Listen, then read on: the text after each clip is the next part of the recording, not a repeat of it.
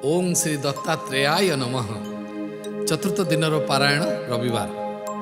नामधारक कहले, हे स्वामी, मु आपंकर श्रीगुरुंकर दिव्यलीला विषय जिते शुणुची सेते अधिक शुणवाक इच्छा होउची। नामधारक आग्रह उत्कंठा देखि सिद्धमुनि कहिबार लागिले, शुण वत्स, माहुरपुर नामक स्थान में गोपीनाथ नामक एक धनी ब्राह्मण रोते। सब प्रकार सुख सुविधा और धन संपद थिबा सत्वे संतान नथिबारु से बहुत दुखी थिले। वास्तव में तांकर बहु संतान जन्म नहीं, किंतु केतेक संतान जन्म मात्र के मृत्युवरण करते और बाकी केतेक किछि दिन जीवित रहिबा परे मरि जाउथिले। संतानटीए पे मन में अभिप्राय रखी पतिपत्नी दुए भगवान दत्तात्रेय पूजा करने आरंभ कले। किछि दिन पर तांको घरे एक पुत्र संतान जन्मग्रहण कला।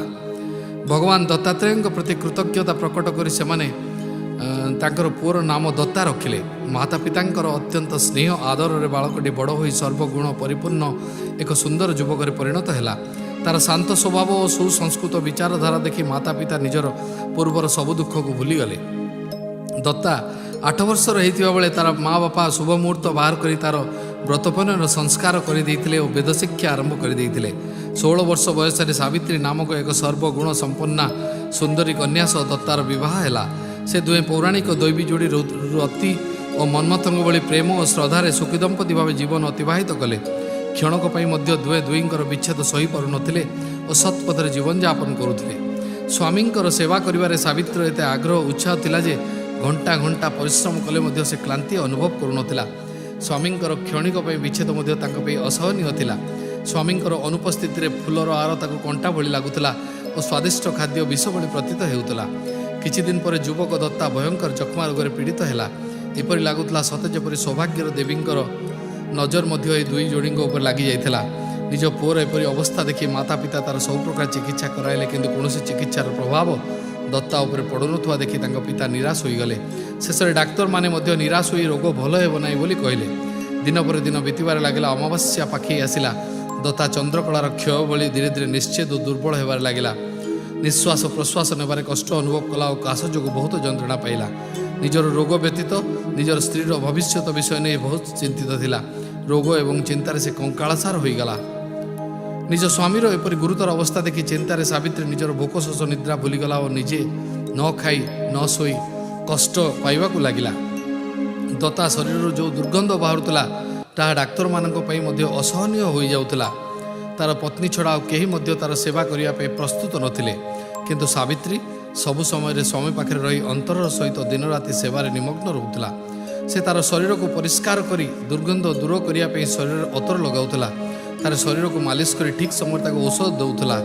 यह व्यतीत निज स्वामीर स्वास्थ्य अवस्थार उन्नति पई विद्वान ब्राह्मण मानक डाकी जप पूजा और धर्म अनुष्ठान मध्य कराइला। धार्मिक ब्राह्मण और गरीब व्यक्ति मानक बहुत धन दान आकार मध्य देला, किंतु एते किछि कला पर मध्य स्वामी रोग भल होबार कौनसी लक्षण देखागला नहीं कि स्वास्थ्यर उन्नति मध्य हैला नहीं। मात्र सावित्र पतिव्रता गुण क्रमश वृद्धि पाउथला। जो माने सांत्वना देवाक आसुथिले सेमाने सावित्र पवित्रता गुण देखि कहूथिले जे भाग्यदेवी ईर्षार वशवर्ती होई दत्ता को रोगाक्रांत कराइछन्ति। गोपीनाथ और तांकर पत्नीक पई जीवन सायन रे पुत्रर स्वास्थ्य एपरि अवनति और ताठर अधिक बहुर दुर्दशा असहनीय होई जाउथला।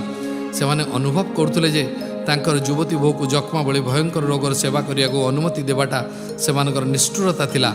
सेमाने चाहूतिले सावित्री को निज स्वामी ठारू अलगा रखिबे, कारण जख्मा रोग संक्रमण करिवार मध्य बहुत संभावना थिला।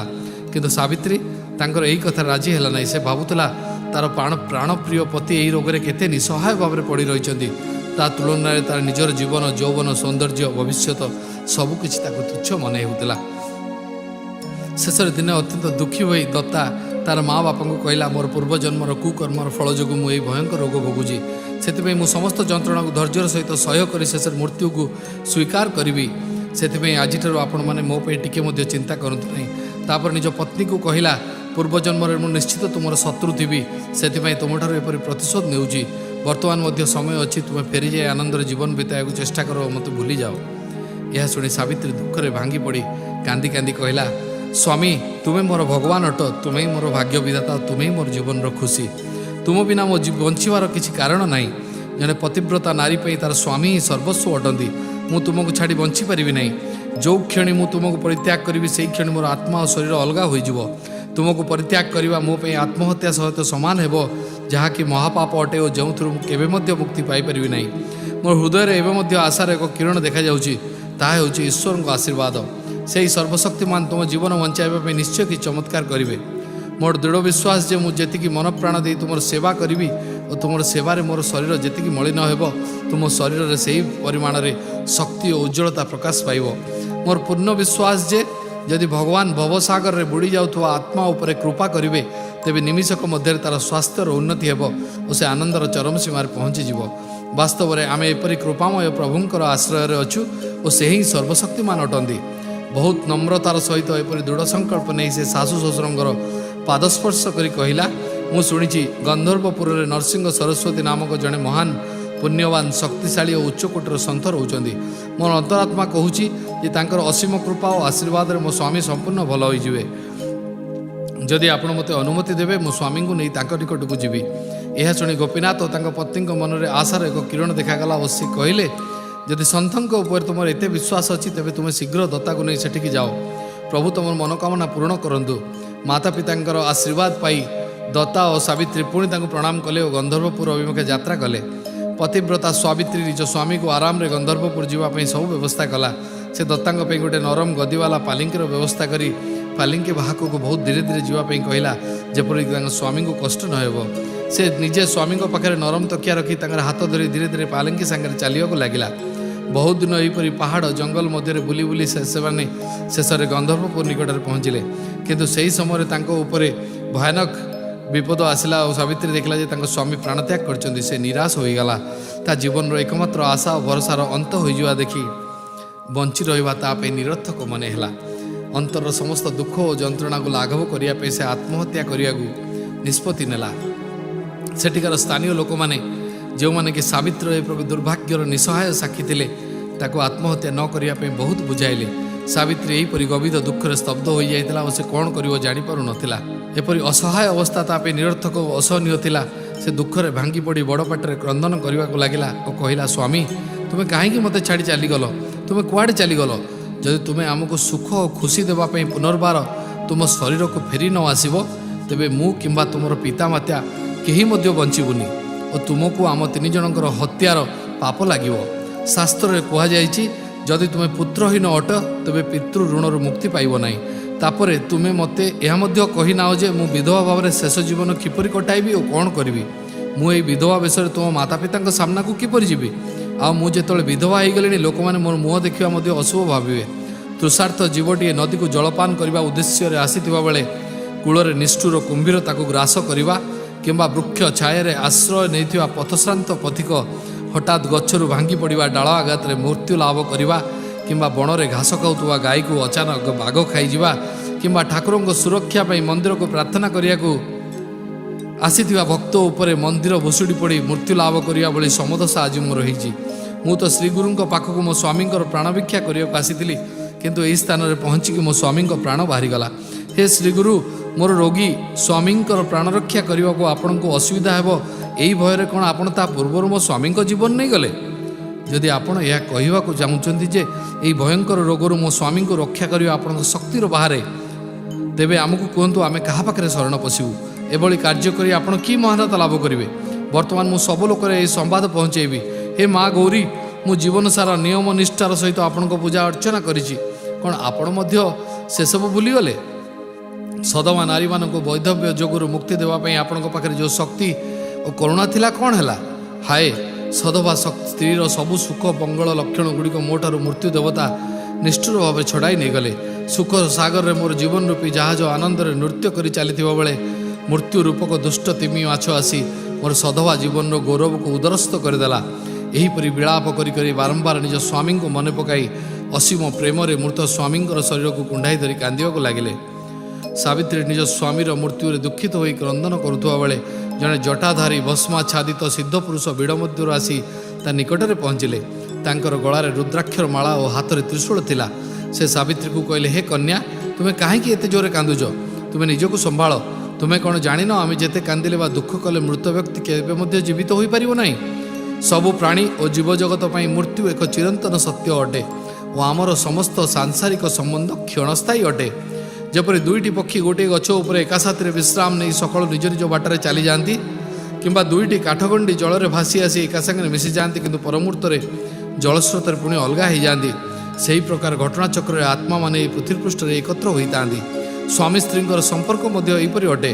ଯଦି ତୁମର ସମ୍ପର୍କ ଚିରସ୍ଥାୟୀ ହୋଇଥାନ୍ତା ତେବେ ତୁମେ କହିପାରିବ କି ତୁମେ ପୂର୍ବଜନ୍ମରେ କାହାର ସ୍ତ୍ରୀ ଥିଲ? ଯଦି ତୁମେ ଗଭୀର ଭାବେ ଏ ବିଷୟରେ ଚିନ୍ତା କରିବ ତେବେ ଜାଣିପାରିବ ଏ ସଂସାରରେ କାହାର କାହା ସହିତ ବାସ୍ତବିକ ସମ୍ବନ୍ଧ ନାହିଁ, କାରଣ ଆମର ଆତ୍ମା ସର୍ବବ୍ୟାପୀ ଅଟେ ଏବଂ ଜନ୍ମ ମୃତ୍ୟୁର ବହୁତ ଉର୍ଦ୍ଧ୍ୱରେ ଥାଏ। ଯେତେବେଳେ ଏହି ଆତ୍ମା ପଞ୍ଚତତ୍ୱରେ ଗଠିତ ଭୌତିକ ଶରୀରରେ ମିଶିଯାଏ ସେ ନିଜର ପ୍ରକୃତ ସ୍ୱରୂପ ଭୁଲିଯାଏ, ନିଜକୁ ଏକ ବ୍ୟକ୍ତି ଭାବେ ମାନେ ଓ କାହାକୁ ସ୍ୱାମୀ କାହାକୁ ପିତା ଭାବି ଦାବି କରେ। ଯଦି ତୁମେ ଗଭୀର ଭାବେ ଏହାକୁ ଭାବିବ ତେବେ କ୍ଷଣିକରେ ତୁମେ ଏହା ଜାଣିପାରିବ ଯେ ଏପରି ସବୁ ଭାବନା ଓ ଆବେଗ କେବଳ ଆମର ମାନସିକ ପ୍ରତିଫଳନ ଅଟେ, ଯାହାକି ଆମର ଅଜ୍ଞାନତାକୁ ଦର୍ଶାଇଥାଏ। ବ୍ୟକ୍ତିଗତ ଭାବରେ ଆତ୍ମାର କୌଣସି ରୂପ ନାହିଁ। ଯେତେବେଳେ ସେ ପ୍ରକୃତିର ତିନି ଗୁଣ ଅର୍ଥାତ୍ ସତ୍ତ୍ୱ ରଜ ତମ ସହିତ ଏକାଠି ହୋଇଯାଏ ସେତେବେଳେ ବ୍ୟକ୍ତିବିଶେଷ ଭାବେ ଆତ୍ମପ୍ରକାଶ କରେ। ନିଜର ଏହି ଭ୍ରମ କାରଣରୁ ଏହି ପଞ୍ଚଭୂତରେ ଗଢ଼ା ଶରୀରକୁ ନିଜେ ବୋଲି ଚିହ୍ନିତ କରେ ଏବଂ ଏହିପରି ଭାବେ ସୁଖ ଦୁଃଖର ଚକ୍ର ବ୍ୟୁହରେ ପଡ଼ିଯାଏ। କିନ୍ତୁ ବିବେକପୂର୍ଣ୍ଣ ହୋଇ ବିଚାର କଲେ ତୁମେ ଜାଣିପାରିବ ଶରୀରର ଜନ୍ମରେ ଆତ୍ମାର ଜନ୍ମ ହୋଇନଥାଏ କିମ୍ବା ଶରୀରର ମୃତ୍ୟୁରେ ଆତ୍ମାର ମୃତ୍ୟୁ ହୁଏ ନାହିଁ।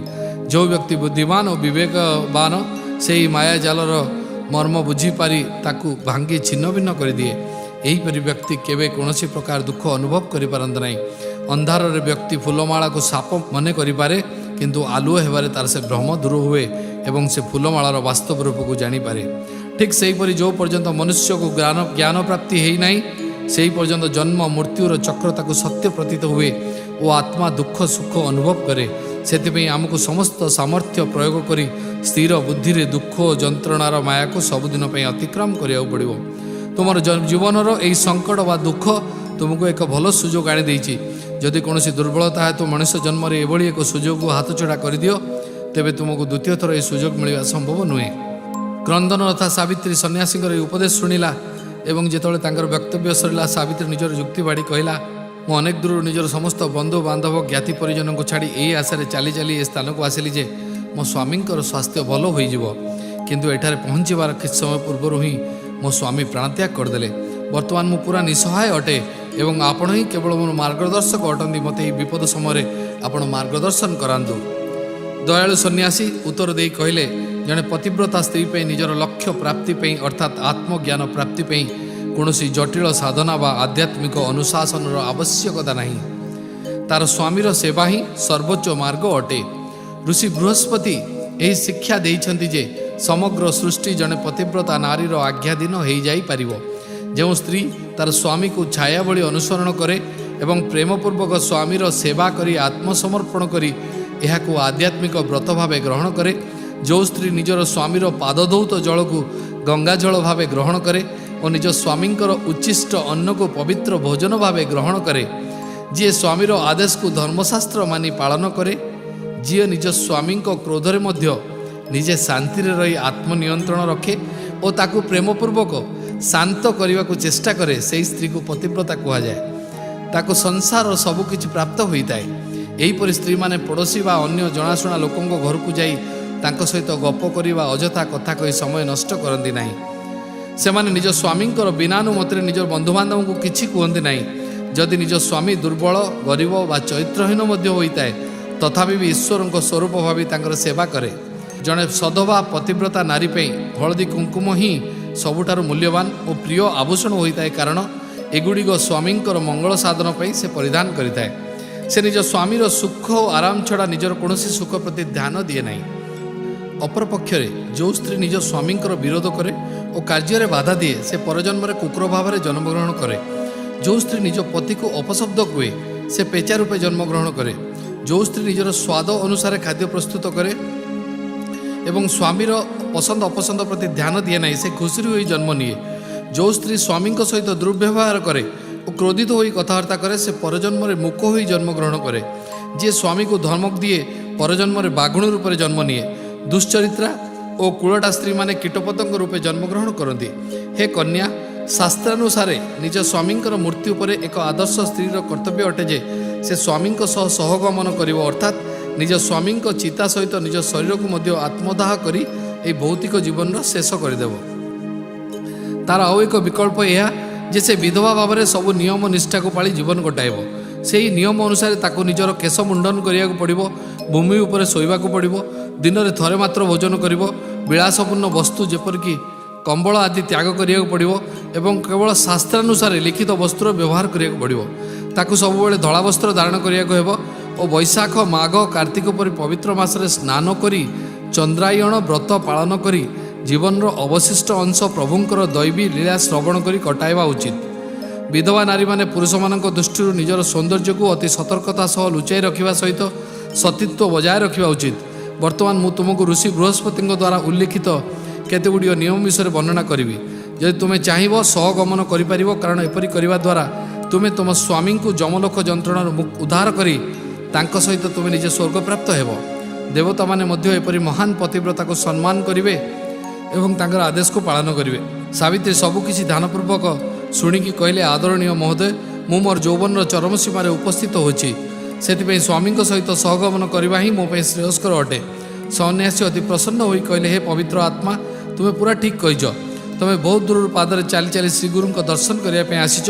ତେଣୁ ପ୍ରଥମେ ତାଙ୍କର ଦର୍ଶନ କରି ତାଙ୍କୁ ପ୍ରଣାମ କର ଓ ତାପରେ ପବିତ୍ର ନଦୀରେ ସ୍ନାନ କରି ସ୍ୱଚ୍ଛ ବସ୍ତ୍ର ଧାରଣ କର। ତାପରେ ନିଜର ପୂର୍ବଜନ୍ମର ପାପ ଯେଉଁ କାରଣରୁ ତୁମର ଏହି ଦଶା ହେଲା ର ପ୍ରାୟଶ୍ଚିତ ରୂପେ ଗୃହସ୍ଥୀ ସ୍ତ୍ରୀର ବ୍ୟବହାର ଲାଗିବା ସବୁ ଜିନିଷ ଧର୍ମପରାୟଣ ସ୍ୱାମୀ ସ୍ତ୍ରୀଙ୍କୁ ଦାନ କର। ଏହା କହି ସନ୍ନ୍ୟାସୀ ସାବିତ୍ରୀଙ୍କୁ ଏକ ରୁଦ୍ରାକ୍ଷ ଗଳାରେ ଧାରଣ କରିବାକୁ ଦେଲେ ଓ ଶରୀର ଲେପନ କରିବା ପାଇଁ କିଛି ଭସ୍ମ ଦେଇ କହିଲେ, ନିଜ ମୃତ ସ୍ୱାମୀର ଶରୀରରେ ଶ୍ରୀଗୁରୁଙ୍କ ଚରଣାମୃତ ଛିଞ୍ଚିକି ସହଗମନ କର, ଅର୍ଥାତ୍ ତାଙ୍କ ସାଥିରେ ଦାହ ହୋଇ ସତୀ ହୋଇଯାଅ। ଏହା କହି ସନ୍ନ୍ୟାସୀ ଅନ୍ତର୍ଦ୍ଧାନ ହୋଇଗଲେ। ତାପରେ ସାବିତ୍ରୀ ସନ୍ନ୍ୟାସୀଙ୍କର ନିର୍ଦ୍ଦେଶାନୁସାରେ ଦମ୍ପତିମାନଙ୍କୁ ଦାନ ଦେଲା ଓ ନିଜର ସାଥୀମାନଙ୍କୁ ଡାକିକରି କହିଲା, ଆପଣମାନେ ଘରକୁ ଯାଆନ୍ତୁ। ଆଜିଠାରୁ ପରମେଶ୍ୱର ବା ଭଗବାନ ଶଙ୍କର ଓ ତାଙ୍କ ପତ୍ନୀ ଦେବୀ ପାର୍ବତୀ ହିଁ ମୋର ମାତାପିତା ଅଟନ୍ତି। ମୁଁ ତାଙ୍କର ଦର୍ଶନ ପାଇଁ ଯାଉଛି, କିନ୍ତୁ ମୋର ବୁଢ଼ା ଶାଶୁ ଶ୍ୱଶୁରଙ୍କୁ ଏହି ଘଟଣା କହିବନି, ନଚେତ୍ ସେମାନେ ଦୁଃଖରେ ଭାଙ୍ଗି ପଡ଼ି ତତ୍କ୍ଷଣାତ୍ ପ୍ରାଣତ୍ୟାଗ କରିବେ। ତାଙ୍କୁ କହିବ, ଆମେ ଦୁହେଁ ଏଠାରେ ଭଲରେ ଅଛୁ। ସେମାନଙ୍କୁ ବିଦାୟ ଦେବା ପରେ ସାବିତ୍ରୀ ତାର ସ୍ୱାମୀଙ୍କର ଚିତା ଓ ନିଜର ସହଗମନ ପାଇଁ ଅଗ୍ନିମଶାଲା ହାତରେ ଧରି ସବାଧାରରେ ସହିତ ଚାଲି ଚାଲି ଶ୍ରୀଗୁରୁଙ୍କ ଦର୍ଶନ ପାଇଁ ସଙ୍ଗମ ଆଡ଼େ ଚାଲିଲା। ସାବିତ୍ରୀର ଯୁବାବସ୍ଥାର ସୌନ୍ଦର୍ଯ୍ୟ ସହିତ ନିଜ ସ୍ୱାମୀଙ୍କ ପ୍ରତି ଅତୁଟ ଶ୍ରଦ୍ଧା ଯୋଗୁଁ ସ୍ୱାମୀଙ୍କ ସହ ସହଗମନ କରିବାର ମାନସିକ ଓ ନୈତିକ ଦୃଢ଼ତା ଦେଖି ମନେ ହେଉଥିଲା ସତେ ଯେପରି ଦେବୀ ପାର୍ବତୀ ପ୍ରଭୁ ଶିବଙ୍କ ସହ ବିବାହ ବନ୍ଧନରେ ଆବଦ୍ଧ ହେବା ପାଇଁ ତପସ୍ୟା କରିବା ପାଇଁ ଗମନ କରୁଛନ୍ତି। ସେଠାରେ ଉପସ୍ଥିତ ସବୁ ଦର୍ଶକମାନେ ସାବିତ୍ରୀର ସାହସ ଓ ପତିବ୍ରତା ଦେଖି ଆଶ୍ଚର୍ଯ୍ୟ ହୋଇଗଲେ। ସେମାନେ ଉପଲବ୍ଧି କଲେ ଯେ ଯେଉଁ ନାରୀ ବୈବାହିକ ଜୀବନର ପୂର୍ଣ୍ଣ ସୁଖ ଏବେ ପର୍ଯ୍ୟନ୍ତ ଭୋଗ କରିନାହାନ୍ତି ଓ ଏବେ ମଧ୍ୟ ଯୁବତୀ ଅଛନ୍ତି, ବାସ୍ତବରେ ସେ ବହୁତ ପୁଣ୍ୟାତ୍ମା ଅଟନ୍ତି। ନିଜ ସ୍ୱାମୀର ଚିତାରେ ଝାସ ଦେଇ ନିଶ୍ଚୟ ସେ ତାର ସମସ୍ତ ବଂଶ ପରମ୍ପରାକୁ ଉଜ୍ଜ୍ୱଳ କରିବ। ସେମାନେ ସାବିତ୍ରୀର ଗୁଣଗାନ କଲେ। ଶ୍ମଶାନରେ ପହଞ୍ଚି ସାବିତ୍ରୀ ପବିତ୍ର ଅଗ୍ନିଙ୍କୁ ପ୍ରଣାମ କଲା ଓ ବିଧିବଦ୍ଧ ଭାବରେ ସେଠାରେ ଉପସ୍ଥିତ ଗୃହିଣୀଙ୍କର ପୂଜାର୍ଚ୍ଚନା କଲା ଓ ସନ୍ନ୍ୟାସୀଙ୍କ ଉପଦେଶକୁ ସ୍ମରଣ କରି ଗଳାରେ ରୁଦ୍ରାକ୍ଷ ଧାରଣ କଲା, ଶରୀରରେ ଭସ୍ମ ଲେପନ କଲା ଓ ସେଠାରେ ଉପସ୍ଥିତ ପଣ୍ଡିତ ଓ ବ୍ରାହ୍ମଣମାନଙ୍କ ଆଶୀର୍ବାଦ ପ୍ରାପ୍ତ କଲା। ତାପରେ ଶ୍ରୀଗୁରୁଙ୍କ ପ୍ରଶଂସାରେ ଶ୍ଲୋକ ଉଚ୍ଚାରଣ କରି କରି ସଙ୍ଗମ ଆଡ଼କୁ ଚାଲିଲା। ରାସ୍ତା ସାରା ମନେ ମନେ ଶ୍ରୀଗୁରୁଙ୍କୁ ସମ୍ବୋଧନ କରି କହିବାରେ ଲାଗିଲା, ହେ ସର୍ବୋଚ୍ଚ ଆତ୍ମା, ସବୁକିଛି ପ୍ରଦାନ କରିବାର ଶ୍ରେୟ ହେଉଛି ଆପଣଙ୍କର। ଆପଣ ସୃଷ୍ଟିକର୍ତ୍ତା ଅଟନ୍ତି, ପୁଣ୍ୟାତ୍ମା ମାନଙ୍କର ଆଶ୍ରୟସ୍ଥଳ ଅଟନ୍ତି ଓ ତ୍ରିଦେବ ବା ବ୍ରହ୍ମା, ବିଷ୍ଣୁ, ମହେଶ୍ୱରଙ୍କର ଅବତାର ଭାବେ ଧରାପୃଷ୍ଠରେ ଅବତାର ଗ୍ରହଣ କରିଛନ୍ତି। ଆଜି ପର୍ଯ୍ୟନ୍ତ ମୋ ପରି ଅସଂଖ୍ୟ ମନୁଷ୍ୟ ଆପଣଙ୍କର ଟିକେ କୃପା ପାଇଁ ତାଙ୍କର ସବୁ ଇଚ୍ଛା ପୂରଣ କରିପାରିଛନ୍ତି। ବର୍ତ୍ତମାନ ମୁଁ ମଧ୍ୟ ମୋର ଶେଷ ଇଚ୍ଛା ପୂରଣ କରିବି ଓ ସ୍ୱର୍ଗରେ ଆପଣଙ୍କ ଗୁଣଗାନ କରିବି। ବର୍ତ୍ତମାନ ସୁଦ୍ଧା ଆପଣଙ୍କ କୃପାରୁ କେତେ ମୃତ ବ୍ୟକ୍ତି ଜୀବିତ ହୋଇଛନ୍ତି ଓ କେତେ ରୋଗାକ୍ରାନ୍ତ ବ୍ୟକ୍ତି ସୁସ୍ଥ ହୋଇଛନ୍ତି। ଅନେକ ବ୍ୟକ୍ତିଙ୍କୁ ଆପଣ ବହୁତ ବଡ଼ ବିପଦରୁ ରକ୍ଷା କରି ଉପଯୁକ୍ତ ଭୟମୁକ୍ତ କରାଇଛନ୍ତି। ଗରିବ ଓ ଦୁଃଖୀ ବ୍ୟକ୍ତିଙ୍କୁ ଆପଣ ଧନ ପ୍ରଦାନ କରିଛନ୍ତି ଓ ଅଜ୍ଞାନୀ ବ୍ୟକ୍ତି ଆପଣଙ୍କ କୃପାରୁ ଜ୍ଞାନ ଲାଭ କରିଛନ୍ତି। ଆଜି ଏହି ପବିତ୍ର ତୀର୍ଥସ୍ଥାନରେ ମୁଁ ମୋ ସ୍ୱାମୀଙ୍କ ସହ ସହଗମନ କରି ଆପଣଙ୍କ ଆତ୍ମାରେ ଲୀନ ହୋଇଯିବି। ଏହିପରି ଭାବେ ଶ୍ରୀଗୁରୁଙ୍କୁ ପ୍ରାର୍ଥନା କରି ସାବିତ୍ରୀ ସଙ୍ଗମରେ ପହଞ୍ଚିଲା ଓ ଶ୍ରୀଗୁରୁଙ୍କର ପବିତ୍ର ଚରଣରେ ପ୍ରଣାମ ଜଣାଇଲା। ଶ୍ରୀଗୁରୁ ଅଭିବାଦନ କରି ହସି ହସି ସାବିତ୍ରୀକୁ ଆଶୀର୍ବାଦ ଦେଇ କହିଲେ, ତୁମର ସିନ୍ଦୁର ଅଖଣ୍ଡ ରହିବ, ସୌଭାଗ୍ୟବତୀ ହେବ, ତୁମେ 8ଟି ପୁତ୍ର ସନ୍ତାନର ଜନନୀ ହେବ ଓ ସେମାନେ ଅଷ୍ଟବସୁଙ୍କ ଭଳି ପ୍ରସିଦ୍ଧ ହେବେ। ସେଠାରେ ଉପସ୍ଥିତ ଭକ୍ତମାନେ ଏପରି ଆଶୀର୍ବାଦ ଶୁଣି ଆଶ୍ଚର୍ଯ୍ୟ ହୋଇଗଲେ ଓ ଶ୍ରୀଗୁରୁଙ୍କ ଆଗରେ ଯୁବତୀର ବ୍ୟଥା ବର୍ଣ୍ଣନା କଲେ। ଶ୍ରୀଗୁରୁ ଦୃଢ଼ ସ୍ୱରରେ କହିଲେ, ମୋର ବଚନ ଅଟଳ ଅଟେ, ମୃତ ଶରୀରକୁ ଏଠାକୁ ଆଣ। ସେହି ସମୟରେ କେତେଜଣ ବେଦଶାସ୍ତ୍ର ନିପୁଣ ପଣ୍ଡିତ ମଧ୍ୟ ସେଠାରେ ପହଞ୍ଚିଲେ ଓ ରୁଦ୍ର ମନ୍ତ୍ର ଉଚ୍ଚାରଣ କରି ଶ୍ରୀଗୁରୁଙ୍କୁ ପୂଜା କରିବାକୁ ଲାଗିଲେ। ତାପରେ ଲୋକମାନେ ଶ୍ମଶାନରୁ ଦତ୍ତାର ମୃତ ଶରୀରକୁ ଆଣିଲେ ଓ ଶ୍ରୀଗୁରୁଙ୍କର ସମ୍ମୁଖରେ ରଖିଲେ। ଶ୍ରୀଗୁରୁ କରୁଣାପୂର୍ଣ୍ଣ ଚାହାଣୀରେ ତାକୁ ଚାହିଁଲେ ଓ ଶରୀରର ସମସ୍ତ ଅଙ୍ଗ ପ୍ରତ୍ୟଙ୍ଗକୁ ଦେଖି ରୁଦ୍ର ମନ୍ତ୍ର ଉଚ୍ଚାରଣ କରି କରି ତୀର୍ଥର ପବିତ୍ର ଜଳ ସମ୍ପୂର୍ଣ୍ଣ ଶରୀରରେ ଛିଞ୍ଚିଲେ। ଦେଖୁ ଦେଖୁ ମୃତ ଶରୀରରେ ପ୍ରାଣ ସଞ୍ଚାର ହେଲା ଓ ଦତ୍ତା ଉଠିକରି ବସିଲା ଯେପରି ଗଭୀର ନିଦ୍ରାରୁ ଉଠିଲା। ସାବିତ୍ରୀର ଖୁସି ଓ ଆଶ୍ଚର୍ଯ୍ୟର ସୀମା ରହିଲା ନାହିଁ। ସେ ଅଶ୍ରୁଳ ନୟନରେ ଶ୍ରୀଗୁରୁଙ୍କୁ ସାଷ୍ଟାଙ୍ଗ ପ୍ରଣାମ କଲା ଓ ଦୌଡ଼ି ଯାଇ ସ୍ୱାମୀଙ୍କ ପାଖରେ ପହଞ୍ଚି ସବୁ ଘଟଣା ବିସ୍ତାର ଭାବେ ବର୍ଣ୍ଣନା କଲା। ସବୁ କଥା ଶୁଣି ଦତ୍ତା ମଧ୍ୟ ବହୁତ ଖୁସି ହେଲା ଓ ପତ୍ନୀ ସହିତ ମିଶି ଗୁରୁଙ୍କର ଦିବ୍ୟ ଗୁଣଗୁଡ଼ିକୁ ଗାନ କରିବାରେ ଲାଗିଲା। ସେଠାରେ ଯେତେ ଲୋକ ଉପସ୍ଥିତ ଥିଲେ ସମସ୍ତେ ଉଚ୍ଚସ୍ୱରରେ ଶ୍ରୀ ଗୁରୁଙ୍କର ଜୟ ଜୟକାର କରିବାରେ ଲାଗିଲେ। ସେହି ଭିଡ଼ ମଧ୍ୟରେ ଜଣେ ଚାଲାକ ଧୃତ ଓ ଈର୍ଷାଳୁ ଲୋକ ଥିଲା। ସେ ନିଜର ମନ୍ଦ ବୁଦ୍ଧିରେ କହିଲା, ଆପଣମାନେ କାହିଁକି ଏ ସନ୍ନ୍ୟାସୀର ଗୁଣଗାନ କରୁଛନ୍ତି? ବ୍ରହ୍ମାଙ୍କ ଲିଖିତ ଘଟଣା ଯାହାକି ଦତାମସ୍ତକରେ ଲେଖା ହେଇଛି ତାହା ଠିକ୍ ସମୟରେ ପୂର୍ଣ୍ଣ ହୋଇଯିବାରୁ ତାର ପ୍ରାଣ ଫେରି ଆସିଲା। ଏହି ଚମତ୍କାରର ଶ୍ରେୟ ଏହି ସନ୍ନ୍ୟାସୀଙ୍କୁ କାହିଁକି ଦିଆଯାଉଛି? ଶ୍ରୀଗୁରୁ ସେହି ବ୍ୟକ୍ତି ଆଡ଼କୁ ଚାହିଁ କହିଲେ, ବାସ୍ତବରେ ସୃଷ୍ଟିକର୍ତ୍ତା ଦତ୍ତାକୁ ଏହି ଜନ୍ମରେ କେବଳ 30 ବର୍ଷ ଆୟୁଷ ଦେଇଥିଲେ ଓ ପରଜନ୍ମ ପାଇଁ ତାର ଆୟୁଷ ଥିଲା 100 ବର୍ଷ। ମୁଁ କେବଳ ଏହାକୁ ବଦଳାଇ ଦେଇଛି। ଏହି ଜନ୍ମରେ ସେ 100 ବର୍ଷ ପର୍ଯ୍ୟନ୍ତ ଜୀବିତ ରହିବ ଓ ପରଜନ୍ମରେ ଏହାର ଆୟୁଷ 30 ବର୍ଷ ହେବ। ଏହା କହିସାରି ସେ ଅବିଶ୍ୱାସୀ ଲୋକକୁ ଶ୍ରୀ ଗୁରୁ ନିଜର କୃପାଦୃଷ୍ଟି ବଳରେ ତ୍ରିକାଳର ରହସ୍ୟପୂର୍ଣ୍ଣ ଜ୍ଞାନ ପ୍ରଦାନ କରି ତାଙ୍କୁ ବ୍ରହ୍ମାଙ୍କର ମୂଳ ଲେଖା ଦେଖାଇଲେ। ଯେତେବେଳେ ସେହି ବ୍ୟକ୍ତି ଏହି ଦିବ୍ୟ ଲୀଳାକୁ ଶ୍ରଦ୍ଧାପୂର୍ବକ ସ୍ୱୀକାର କରିନେଲା ସେତେବେଳେ ଲୋକମାନେ ପୁଣି ଥରେ ଶ୍ରୀଗୁରୁଙ୍କର ଜୟ ଜୟକାର କଲେ। ଶ୍ରୀଗୁରୁ ପୁଣି ଥରେ ସାବିତ୍ରୀ ଓ ଦତ୍ତାକୁ ପ୍ରସନ୍ନ ଚିତ୍ତରେ ଦେଖି କହିଲେ, ତୁମେ ଦୁହେଁ ଦୀର୍ଘ ଜୀବନ ଯାପନ କରିବା ସହିତ ଧନ ସମ୍ପଦ ଯଶ କୀର୍ତ୍ତି ଲାଭ କରିବ। ଏହିପରି ଆଶୀର୍ବାଦ ପାଇ ସ୍ୱାମୀ ସ୍ତ୍ରୀ ଦୁହେଁ ଅତ୍ୟନ୍ତ ଖୁସି ହେଲେ। ସଙ୍ଗମରେ ପବିତ୍ର ସ୍ନାନ କରି ସ୍ୱାମୀ ସ୍ତ୍ରୀ ଦୁହେଁ ବିଧିପୂର୍ଣ୍ଣ ଭାବେ ଗୁରୁଙ୍କର ପୂଜାର୍ଚ୍ଚନା କଲେ। ସୂର୍ଯ୍ୟାସ୍ତ ହେବାରୁ ଶ୍ରୀଗୁରୁ ପ୍ରାର୍ଥନା କଲେ ଓ ମଠକୁ ଫେରି ଆସିଲେ। ନାମଧାରକ ଶ୍ରୀଗୁରୁଙ୍କ ଦୈବ ଲୀଳା କଥା ଶୁଣି ଅତ୍ୟନ୍ତ ଖୁସି ହୋଇ ପଚାରିଲେ, ହେ ସ୍ୱାମୀ, ଯେତେବେଳେ ଯୁବକ ଦତ୍ତା ଗନ୍ଧର୍ବପୁର ପହଞ୍ଚିବା ପୂର୍ବରୁ ପ୍ରାଣତ୍ୟାଗ କରିଦେଲେ ଓ ତାଙ୍କର ପତ୍ନୀ ସାବିତ୍ରୀ ଦୁଃଖରେ କାନ୍ଦୁଥିଲେ, ସେତେବେଳେ ଭିଡ଼ ମଧ୍ୟରୁ ବାହାରି ଆସି ଯେଉଁ ସାଧୁ ଜଣକ ବହୁ ମୂଲ୍ୟବାନ ଉପଦେଶ ଦେଇଥିଲେ ସେ କିଏ? ସିଦ୍ଧମୁନି ଉତ୍ତର ଦେଇ କହିଲେ, ନାମଧାରକ, ଧ୍ୟାନପୂର୍ବକ ଶୁଣ, ତାପରେ କ'ଣ ହେଲା ତେବେ ତୁମେ ଜାଣିପାରିବ ସେ ସାଧୁ ଜଣକ କିଏ। ଯେତେବେଳେ ଦତ୍ତା ପୁନର୍ଜୀବନ ଲାଭ କଲା, ଶ୍ରୀଗୁରୁଙ୍କ କୃତଜ୍ଞତା ଜଣାଇବା ଉଦ୍ଦେଶ୍ୟରେ ସାବିତ୍ରୀ ସ୍ୱାମୀଙ୍କ ସହ ସଙ୍ଗମସ୍ଥଳରେ ଅବସ୍ଥାନ କଲା। ତା ପରଦିନ ସକାଳୁ ସାବିତ୍ରୀ ପୁଣି ଶ୍ରୀଗୁରୁଙ୍କ ଦର୍ଶନ କଲା ଓ ତୁମେ ମୋତେ ଯେଉଁ ପ୍ରଶ୍ନ କଲା ତାର ଉତ୍ତର ଜାଣିବାକୁ ଚାହିଁଲା। ସେତେବେଳେ ସର୍ବୋଚ୍ଚ ସଦ୍ଗୁରୁ ଉତ୍ତର ଦେଇ କହିଲେ, ମୁଁ ନିଜେ ହିଁ ସାଧୁ ବେଶରେ ତୁମର ପରୀକ୍ଷା ନେବା ପାଇଁ ଆସିଥିଲି। ତୁମେ ବହୁତ ଭାଗ୍ୟଶାଳୀ ଅଟ, କାରଣ ତୁମକୁ ମୋର ଦର୍ଶନ ଉପଦେଶ ଓ ପ୍ରସାଦ ମିଳିଲା। ତୁମେ ମୋର ଉପଦେଶର ଫାଇଦା ନ ଉଠାଇ ବିଧବା ଜୀବନଯାପନ କରିବା ଅପେକ୍ଷା ସହଗମନ କରି ସତୀ ହେବାକୁ ଶ୍ରେୟସ୍କର ମଣିଲ। ତୁମକୁ ମୃତ୍ୟୁର ଭୟ ନାହିଁ। ତୁମର ସ୍ୱାମୀ ପ୍ରତି ଅତ୍ୟନ୍ତ ପ୍ରେମ ଓ ଶ୍ରଦ୍ଧା ଯୋଗୁଁ ତୁମେ ଦୃଢ଼ତାର ସହ ପତିବ୍ରତା ଧର୍ମର ପାଳନ କଲ। ସେଥିପାଇଁ ଏତେ ସହଜରେ ଓ ନିର୍ଭୟରେ ତୁମେ ସ୍ୱାମୀଙ୍କର ଚିତା ସହିତ ନିଜକୁ ଅଗ୍ନିରେ ଦାହ ହୋଇ ମରିବାକୁ ପ୍ରସ୍ତୁତ ହୋଇଗଲ। ତୁମର ଏହି ଆଦର୍ଶ ବ୍ୟବହାରରେ ପ୍ରସନ୍ନ ହୋଇ ମୁଁ ସୃଷ୍ଟିକର୍ତ୍ତା ବ୍ରହ୍ମାଙ୍କର ଲେଖନୀକୁ ବଦଳାଇ ଦେଲି। ତୁମେ ପ୍ରକୃତରେ ବହୁତ ସୌଭାଗ୍ୟଶାଳୀ ଅଟ। ସାବିତ୍ରୀ ପୁଣି କହିଲା, ହେ ପ୍ରଭୁ, ସାଧୁ ବେଶରେ ଆପଣ ମୋତେ କିଛି ରୁଦ୍ରାକ୍ଷ ଦେଇଥିଲେ। ଆପଣ ଦୟାକରି ମୋତେ ତାର ପ୍ରଭାବ ବିଷୟରେ ବର୍ଣ୍ଣନା କରନ୍ତୁ। ଶ୍ରୀଗୁରୁ ଉତ୍ତର ଦେଲେ, ସାବିତ୍ରୀ, ସେହି ରୁଦ୍ରାକ୍ଷର ଦୈବିକ ଶକ୍ତି ଯୋଗୁଁ ହିଁ ତୁମ ପ୍ରିୟ ସ୍ୱାମୀଙ୍କର ପ୍ରାଣ ଫେରି ଆସିଛି। ବାସ୍ତବରେ ରୁଦ୍ରାକ୍ଷରେ ଅପରିସୀମ ଦିବ୍ୟ ଶକ୍ତି ରହିଛି। ସେଥିପାଇଁ ଏହା ସ୍ୱୟଂ ଭଗବାନ ଶିବଙ୍କର ଗହଣା ଅଟେ। ଅର୍ଥାତ୍ ଶଙ୍କର ଭଗବାନ ସବୁବେଳେ ଏହି ରୁଦ୍ରାକ୍ଷକୁ ଶରୀରରେ ଧାରଣ କରିଥାନ୍ତି। ଯେଉଁ ଲୋକ ଏହାର ଶକ୍ତି, ମହିମା ଓ ପବିତ୍ରତା ବିଷୟରେ ଚିନ୍ତା କରି ଏହାକୁ ଭକ୍ତି ଭାବରେ ଧାରଣ କରନ୍ତି ତାଙ୍କୁ ଜନ୍ମ ମୃତ୍ୟୁ ଚକ୍ରରୁ ମଧ୍ୟ ମୁକ୍ତି ମିଳିଥାଏ। ରୁଦ୍ରାକ୍ଷ ଧାରଣ କରି ପବିତ୍ର ଗଙ୍ଗାରେ ସ୍ନାନ କଲେ ପୁଣ୍ୟ ଲାଭ ହୋଇଥାଏ। ଏଥିରେ ବହୁ ଅମୂଲ୍ୟ ଔଷଧୀୟ ଗୁଣ ମଧ୍ୟ ରହିଛି। ଯେପରି ଶଙ୍କର ଭଗବାନ ଶରୀରରେ ଭସ୍ମ ଲେପନ କରନ୍ତି ଓ ପବିତ୍ର ଗଙ୍ଗାଙ୍କୁ ଜଟା ମଧ୍ୟରେ ଧାରଣ କରନ୍ତି, ସେହିପରି ଯଦି କୌଣସି ବ୍ୟକ୍ତି ଶ୍ରଦ୍ଧା ଓ ବିଶ୍ୱାସ ରଖି ରୁଦ୍ରାକ୍ଷକୁ ଶରୀରରେ ଧାରଣ କରନ୍ତି ବା ରୁଦ୍ରାକ୍ଷ ଜପମାଳାରେ ନାମ ଜପ କରନ୍ତି ବା କେହି ସାଧାରଣ ଭାବେ ଶରୀରରେ ଧାରଣ କରନ୍ତି, ତେବେ ମଧ୍ୟ ତାଙ୍କର ସବୁ ପାପ ନଷ୍ଟ ହୋଇଯାଏ ଓ ସେ ପବିତ୍ର ହୋଇଯାଏ। ଯିଏ ପୂର୍ଣ୍ଣ ଶ୍ରଦ୍ଧାରେ ଏହାକୁ ଧାରଣ କରନ୍ତି ଦେବତା ମଧ୍ୟ ତାକୁ ପରାଜିତ କରିପାରନ୍ତି ନାହିଁ। ଯେଉଁ ବ୍ୟକ୍ତି ଆଧ୍ୟାତ୍ମିକ ବିକାଶ ପାଇଁ ଏତେ ସରଳ ଓ ସହଜ ଉପାୟକୁ ଅନୁସରଣ କରିପାରନ୍ତି ନାହିଁ ସେ ବାସ୍ତବରେ ପଶୁ ସମାନ ଅଟନ୍ତି। ରୁଦ୍ରାକ୍ଷ ଧାରଣ କରିବାର ପଦ୍ଧତି ହେଲା, ଗଳାରେ 32 ରୁଦ୍ରାକ୍ଷ, ମସ୍ତକରେ କେଶ ଶିଖା ପାଖାପାଖି 40 ରୁଦ୍ରାକ୍ଷ ଓ ଗୋଟିଏ ରୁଦ୍ରାକ୍ଷ ଭ୍ରୁଲତା ମଧ୍ୟରେ, 240 ରୁଦ୍ରାକ୍ଷ 2 ହାତରେ ଓ 107ଟି ଛାତିରେ ଧାରଣ କରିବା ଉଚିତ। ବର୍ତ୍ତମାନ ମୁଁ ତୁମକୁ ଗୋଟିଏ ପୁରାତନ କାହାଣୀ କହିବି ଯାହାଦ୍ୱାରା ତୁମେ ରୁଦ୍ରାକ୍ଷର ମହତ୍ତ୍ୱ ବିଷୟରେ ଜାଣିପାରିବ। କାଶ୍ମୀର ଦେଶରେ ଭଦ୍ରସେନ ନାମକ ଜଣେ ରାଜା ଥିଲେ। ତାଙ୍କର ଆଉ ତାଙ୍କ ମନ୍ତ୍ରୀଙ୍କର ଗୋଟେ ପୁଅ ଥିଲେ। ସେହି ଦୁଇ ବାଳକ ମୂଲ୍ୟବାନ ରତ୍ନ ଅଳଙ୍କାରକୁ ପଥର ମନେକରି ଧାରଣ କରୁନଥିଲେ, କିନ୍ତୁ ରୁଦ୍ରାକ୍ଷ ମାଳାକୁ ବହୁତ ଶ୍ରଦ୍ଧାର ସହିତ ଧାରଣ କରୁଥିଲେ। ତାଙ୍କର ଏହି ବିଚିତ୍ର ବ୍ୟବହାର ଦେଖି ରାଜା ଆଶ୍ଚର୍ଯ୍ୟ ହେଉଥିଲେ। ଥରେ ରାଜା ଋଷି ପରାଶରଙ୍କୁ ଦର୍ଶନ ଦେଇ ଏହି ଦୁଇ ବାଳକଙ୍କର ଏହି ବିଚିତ୍ର ବ୍ୟବହାର ବିଷୟରେ ପଚାରିଲେ। ଋଷି ପରାଶର ସବୁ ଶୁଣି ରାଜାଙ୍କୁ କହିଲେ, ଶୁଣ ଭଦ୍ରସେନ, ପୂର୍ବ କାଳରେ ନନ୍ଦୀଗ୍ରାମ ନାମକ ଏକ ପୁରାତନ ନଗରରେ ଜଣେ ଅତ୍ୟନ୍ତ ରୂପବତୀ ବେଶ୍ୟା ରହୁଥିଲା। ସେ ବହୁତ ଧନୀ ଥିଲା ଓ ଗରିବ ପୁଣ୍ୟବାନ ଲୋକଙ୍କୁ ବହୁତ ଦାନ ଦେଉଥିଲା। ସେ ଭଗବାନ ଶିବଙ୍କର ଅନନ୍ୟ ଭକ୍ତ ଥିଲା ଓ ନିଜର ପୋଷା ମାଙ୍କଡ଼ ଓ କୁକୁଡ଼ାକୁ ମଧ୍ୟ ରୁଦ୍ରାକ୍ଷର ମାଳା ପିନ୍ଧାଇ ତାଙ୍କୁ ନିଜର ନୃତ୍ୟ କକ୍ଷରେ ରଖୁଥିଲା। ଥରେ ତାର ଭକ୍ତିର ପରୀକ୍ଷା କରିବା ପାଇଁ ଭଗବାନ ଶିବ ଏକ ଧନୀ ବେପାରୀ ବେଶରେ ତା ଘରକୁ ଆସିଲେ।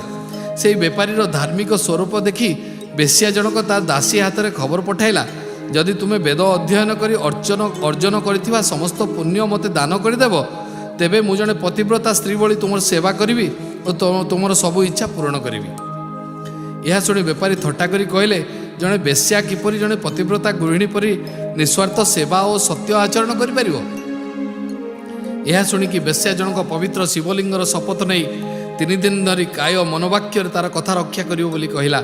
ତାର ଏହି ଆହ୍ୱାନକୁ ସ୍ୱୀକାର କରି ବେପାରୀ ଚନ୍ଦ୍ର ସୂର୍ଯ୍ୟଙ୍କୁ ଶପଥ କରି ଏହି ବୁଝାମଣାକୁ ପୂର୍ଣ୍ଣ ବିଶ୍ୱାସର ସହିତ ପାଳନ କରିବେ ବୋଲି କହିଲେ ଏବଂ ତାକୁ ପତ୍ନୀ ଭାବରେ ସ୍ୱୀକାର କରି ହାତରେ ଚୁଡ଼ି ପିନ୍ଧାଇଲେ ଓ ବିବାହର ଉପହାର ସ୍ୱରୂପ ତାକୁ ଅମୂଲ୍ୟ ଶିବଲିଙ୍ଗ ପ୍ରଦାନ କଲେ।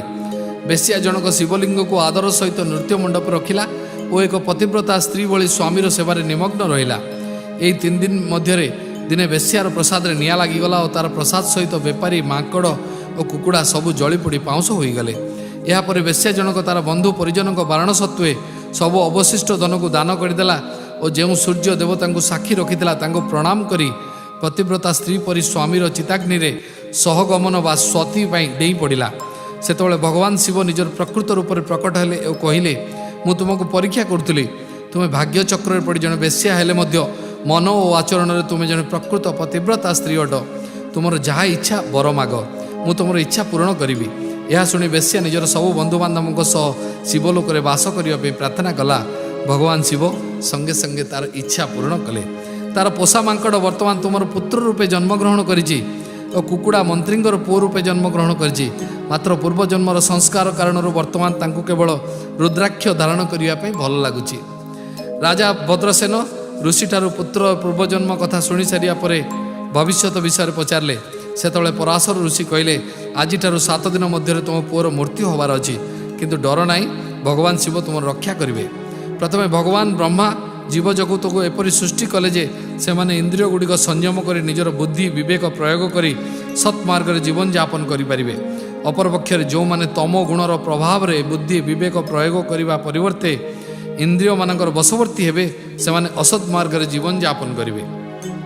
ଦେବେନ୍ଦ୍ର ଅର୍ଥାତ୍ ଇନ୍ଦ୍ର ଦେବତା ଧର୍ମ ପରାୟଣତାର ରକ୍ଷା କରନ୍ତି ଓ ଧର୍ମରାଜ ଯମ ଅଧମୀ ଦୁଷ୍ଟ ପ୍ରାଣୀମାନଙ୍କୁ ଦଣ୍ଡ ଦିଅନ୍ତି। ଘୃଣା ଓ କାମ ପ୍ରବୃତ୍ତି ଯମରାଜାଙ୍କ ପାର୍ଶ୍ୱଚର ଭାବେ କାମ କରନ୍ତି। ଏହିମାନଙ୍କ ଦ୍ୱାରା ଧର୍ମରାଜ ଯମ ପାପୀମାନଙ୍କୁ ମୃତ୍ୟୁଲୋକକୁ ଟାଣି ନିଅନ୍ତି। କାମ ପ୍ରବୃତ୍ତି ଭଳି ନୈତିକ ଅଧୋପତନ ମନ ବୁଦ୍ଧି ଓ ଇନ୍ଦ୍ରିୟ ସମୂହକୁ ପରାହତ କରି ଦୁର୍ବଳ ବନା ବ୍ୟକ୍ତିମାନଙ୍କୁ ନରକ ପଥଗାମୀ କରାଇଥାଏ, କିନ୍ତୁ ସେ ଆତ୍ମାକୁ ଯିଏକି ଅନନ୍ତ ଅଟେ ତାକୁ ପ୍ରଭାବିତ କରିପାରେ ନାହିଁ। ଭଗବାନ ବ୍ରହ୍ମା ନିଜର ଦକ୍ଷିଣ ମୁଖ ଦ୍ୱାରା ଯଜୁର୍ବେଦର ନିରୂପଣ କରିଥିଲେ ଓ ସେଥିମଧ୍ୟରୁ ରୁଦ୍ର ସୁକ୍ତ ରୂପେ ଭଗବାନ ରୁଦ୍ରଙ୍କର ନିରୂପଣ କରିଥିଲେ।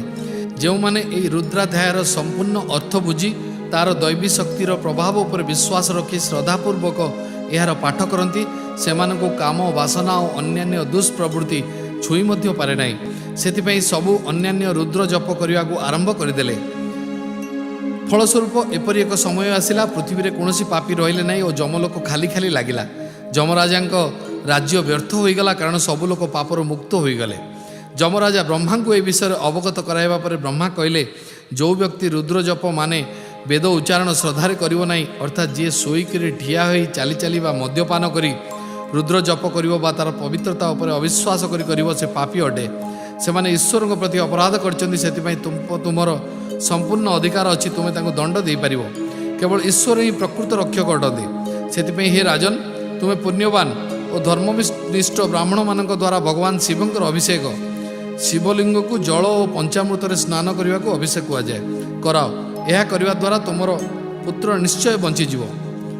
ପରାଶର ଋଷିଙ୍କ କହିବା ଅନୁସାରେ ରାଜା ଭଦ୍ରସେନ ପବିତ୍ର ଶିବଲିଙ୍ଗର ଅଭିଷେକ କରାଇଲେ। ଋଷିଙ୍କର ଭବିଷ୍ୟତବାଣୀ ଅନୁଯାୟୀ ଠିକ୍ 7ମ ଦିନରେ ଯମଦୂତମାନେ ରାଜକୁମାରଙ୍କୁ ନେବାକୁ ଆସିଲେ। ସେମାନେ ସୂକ୍ଷ୍ମ ଓ ଅଦୃଶ୍ୟ ରୂପରେ ସେଠାରେ ପହଞ୍ଚିବା ପରେ ରାଜକୁମାର ମୂର୍ଚ୍ଛିତ ହୋଇଗଲେ। ବ୍ରାହ୍ମଣମାନେ ତାଙ୍କ ଉପରେ ରୁଦ୍ରାଭିଷେକର ପବିତ୍ର ଜଳ ଛିଞ୍ଚିଲେ। ସେହି ସମୟରେ ଶିବଦୂତମାନେ ସେଠି ପହଞ୍ଚିଗଲେ ଓ ସେମାନେ ଯମଦୂତମାନଙ୍କୁ ଘଉଡ଼ାଇ ରାଜକୁମାରଙ୍କ ଜୀବନ ରକ୍ଷା କଲେ। ରାଜା ଅତ୍ୟନ୍ତ ଖୁସି ହୋଇ ବ୍ରାହ୍ମଣମାନଙ୍କୁ ବିପୁଳ ଦାନ ଦେଇ ବିଦା କଲେ ଓ ପରାଶର ଋଷିଙ୍କୁ ଦର୍ଶନ କରି ନିଜର କୃତଜ୍ଞତା ଜ୍ଞାପନ କଲେ। ସେହି ସମୟରେ ବ୍ରହ୍ମାକୁମାର ନାରଦ ଋଷି ସେଠାରେ ପହଞ୍ଚିଲେ ଓ ସେହି ସମୟରେ ସୂକ୍ଷ୍ମ ସ୍ତରରେ ଯାହା କିଛି ଘଟିଲା ତାହା ବୁଝାଇ ରାଜାଙ୍କୁ କହିବାକୁ ଲାଗିଲେ।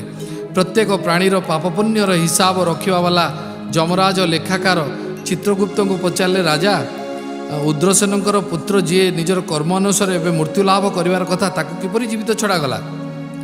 ଚିତ୍ରଗୁପ୍ତ ତାଙ୍କୁ ସେହି ମୃତ୍ୟୁ ପଞ୍ଜିକା ଦେଖାଇଲେ, ଯେଉଁଥିରେ ଲେଖା ହୋଇଥିଲା ଯେ ରାଜକୁମାରର ରୁଦ୍ରାକ୍ଷର ଦୈବିକ ଶକ୍ତିରୁ ଅସମାୟିକ ମୃତ୍ୟୁ ମୁଖରୁ ବଞ୍ଚିଯିବେ ଓ ଦୀର୍ଘାୟୁ ହୋଇ ପୂର୍ଣ୍ଣ ଜୀବନଯାପନ କରିବେ। ଏହିପରି ଋଷି ପରାଶରଙ୍କ ପରାମର୍ଶ ମାନି ରୁଦ୍ରାକ୍ଷ ପ୍ରଭାବରୁ ରାଜକୁମାର ଜୀବନ ଫେରି ପାଇଲେ ଓ ସୃଷ୍ଟିକର୍ତ୍ତା ବ୍ରହ୍ମାଙ୍କର ଲେଖନୀ ବଦଳିଗଲା। ତାପରେ ନାରଦ ମୁନି ରାଜାଙ୍କୁ ଆଶୀର୍ବାଦ ଦେଇ ଚାଲିଗଲେ। ତାପରେ ସାବିତ୍ରୀ ଶ୍ରୀଗୁରୁଙ୍କୁ କହିଲା, ମୁଁ ଆପଣଙ୍କ ଦର୍ଶନ ପାଇଁ ଯଥେଷ୍ଟ ପୁଣ୍ୟ ଅର୍ଜନ କଲି। ଏବେ ଦୟାକରି ମୋତେ ଆପଣ କୌଣସି ମନ୍ତ୍ର ଦିଅନ୍ତୁ ଯାହାକୁ କି ମୁଁ ପ୍ରତିଦିନ ଧ୍ୟାନ ଓ ଜପ କରିପାରିବି। ଶ୍ରୀଗୁରୁ କହିଲେ, ସାବିତ୍ରୀ ସ୍ତ୍ରୀମାନଙ୍କ ପାଇଁ ସ୍ୱାମୀ ଭକ୍ତି ଓ ଅନ୍ତରର ସହ ସ୍ୱାମୀର ସେବା ହିଁ ଏକମାତ୍ର ମୁକ୍ତିର ମାର୍ଗ ଅଟେ। ତେଣୁ ସ୍ତ୍ରୀମାନଙ୍କୁ ଅନ୍ୟ କୌଣସି ମନ୍ତ୍ର ଦୀକ୍ଷା ଦେବା ଉଚିତ ନୁହେଁ। ଏହି ବିଷୟରେ ଗୋଟେ କଥା କହୁଛି, ମନ ଦେଇ ଶୁଣ। ପୁରାଣ କାଳରେ ସବୁବେଳେ ଦେବତା ଓ ରାକ୍ଷସମାନଙ୍କ ମଧ୍ୟରେ ଯୁଦ୍ଧ ହେଉଥିଲା। ଯେତେବେଳେ ରାକ୍ଷସମାନଙ୍କ ସେନା ମୃତ୍ୟୁ ଲାଭ କରୁଥିଲେ, ସେତେବେଳେ ତାଙ୍କର ଗୁରୁ ଶୁକ୍ରାଚାର୍ଯ୍ୟ ମୂର୍ତ୍ତ ସଞ୍ଜୀବନୀ ମନ୍ତ୍ର ଦ୍ୱାରା ତାଙ୍କୁ ପୁନର୍ଜୀବିତ କରିଦେଉଥିଲେ। ଏହା ଦେଖି ଦେବରାଜ ଇନ୍ଦ୍ର ଭୟଭୀତ ହୋଇ ଭଗବାନ ଶିବଙ୍କୁ ପ୍ରାର୍ଥନା କଲେ। ଦିନେ ଭଗବାନ ଶିବ ଗୁରୁ ଶଙ୍କରାଚାର୍ଯ୍ୟଙ୍କୁ ଗିଳିଦେଲେ, କିନ୍ତୁ ରାକ୍ଷସ ଗୁରୁ ଶୁକ୍ରାଚାର୍ଯ୍ୟ ନିଜର ସୂକ୍ଷ୍ମ ରୂପରେ ଭଗବାନ ଶିବଙ୍କ ମୂତ୍ର ଦ୍ୱାରରୁ ମୂତ୍ର ସହିତ ବାହାରକୁ ପଳାଇ ଆସିଲେ ଓ ପୁଣି ମୃତ ରାକ୍ଷସମାନଙ୍କୁ ପୁନର୍ଜୀବିତ କରିବାରେ ଲାଗିଲେ। ଏଥର ଇନ୍ଦ୍ର ଦେବତାମାନଙ୍କର ଗୁରୁ ଋଷି ବୃହସ୍ପତିଙ୍କର ସହାୟତା କାମନା କଲେ। ବୃହସ୍ପତି ଇନ୍ଦ୍ରଙ୍କଠାରେ ସବୁ କଥା ଶୁଣି ସେହି ସଞ୍ଜୀବନୀ ମନ୍ତ୍ରର ସାମର୍ଥ୍ୟ ସମାପ୍ତ କରିବା ପାଇଁ ସେ ତାଙ୍କ ପୁତ୍ର କଚକୁ ପଠାଇଲେ। ଚତୁର ଯୁବକ କଚ ବିଦ୍ୟାର୍ଥୀ ବେଶରେ ଋଷି ଶୁକ୍ରାଚାର୍ଯ୍ୟଙ୍କର ଆଶ୍ରମରେ ପହଞ୍ଚିଲେ ଓ ତାଙ୍କୁ ଶିଷ୍ୟ ଭାବେ ଗ୍ରହଣ କରିବା ପାଇଁ ବିନମ୍ର ଅନୁରୋଧ କଲେ। କିନ୍ତୁ ଋଷି ଜଣେ ଅଜଣା ଯୁବକକୁ ନିଜର ଶିଷ୍ୟ ରୂପେ ଗ୍ରହଣ କରିବା ପାଇଁ ଦ୍ୱିଧାବୋଧ କଲେ। କିନ୍ତୁ ତାଙ୍କର କନ୍ୟା ଦେବଯାନୀ କଚଙ୍କର ସୁନ୍ଦର ରୂପ ଦେଖି ମୋହିତ ହୋଇପଡ଼ିଲେ। ଶୁକ୍ରାଚାର୍ଯ୍ୟ ନିଜ କନ୍ୟା ଦେବଯାନୀକୁ ବହୁତ ଭଲ ପାଉଥିବାରୁ ତାର ଅନୁରୋଧ ରକ୍ଷା କରି କଚକୁ ନିଜ ଶିଷ୍ୟ ରୂପେ ଗ୍ରହଣ କଲେ। କିନ୍ତୁ କିଛିଦିନ ମଧ୍ୟରେ କେତେଜଣ ଚତୁର ରାକ୍ଷସ ପ୍ରକୃତ କଥା ଜାଣିଗଲେ ଏବଂ ସେମାନେ କଚକୁ ମାରିଦେଲେ। ଏହା ଦେଖି ଦେବଯାନୀ ଅତ୍ୟନ୍ତ ଦୁଃଖିତ ହେଲେ। ତେଣୁ ଶୁକ୍ରାଚାର୍ଯ୍ୟ ତାଙ୍କର ଏକମାତ୍ର ଗେଲା ଝିଅକୁ ଖୁସି କରାଇବା ପାଇଁ ସଞ୍ଜୀବନୀ ମନ୍ତ୍ର ଦ୍ୱାରା କଚକୁ ପୁଣି ଥରେ ଜୀବିତ କରିଦେଲେ। ଏଥିରେ ରାକ୍ଷସମାନଙ୍କର କଚଙ୍କ ପ୍ରତି ରାଗ ଆହୁରି ବଢ଼ିଗଲା। ଦ୍ୱିତୀୟ ରାକ୍ଷସମାନେ ଷଡ଼ଯନ୍ତ୍ର କରି ପୁଣି କଚକୁ ମାରିଦେଲେ ଓ ତାର ଶରୀରକୁ ଜଳାଇ ଦେଇ ସେହି ପାଉଁଶକୁ ମଦ ସହିତ ମିଶାଇ ଗୁରୁ ଶଙ୍କରାଚାର୍ଯ୍ୟଙ୍କୁ ପିଆଇ ଦେଲେ। କଚଙ୍କ ବିନା ଦେବଯାନୀ ଅତ୍ୟନ୍ତ ଦୁଃଖୀ ହୋଇଗଲେ। ଝିଅର ଦୁଃଖ ଶୁକ୍ରାଚାର୍ଯ୍ୟ ସହିପାରୁନଥିଲେ।